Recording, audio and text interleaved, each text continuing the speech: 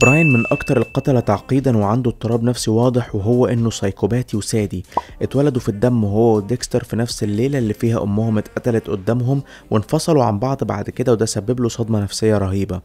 براين اتبنته عيلة مختلفة، لكن بدل ما حد يوجهه زي ديكستر اترمى في مستشفى نفسية للأطفال العنيفين. كبر وهو بيحس إنه متروك ومرفوض من كل الناس، لحد ما طلعت ميوله القاتلة وبقى يقتل بدم بارد ويشوه جثث ضحاياه ويقطعها زي لعب الأطفال.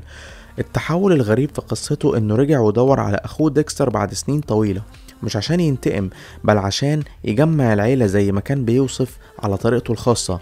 كان عايز ديكستر يبقى جنبه ويقتل معاه. براين عبقري في التلاعب النفسي، وبيخلي كل جريمة ليها رسالة شخصية. عنده قدرة غريبة على التخفي والتخطيط، مع انه مظهرش غير موسم واحد، لكنه فضل علامة في دماغ كل مشاهد. قدر يلعب على نقطة ضعف ديكستر، واستخدم علاقته العائلية كأداة ضغط رهيبة، وفي النهاية اتقتل على ايد اخوه لما ديكستر رفض ينضم ليه. براين ما اتولدش قاتل، لكنه ضحية نفس الصدمة اللي مر بيها ديكستر. الفرق الوحيد ان محدش حاول ينقذه او يوجهه.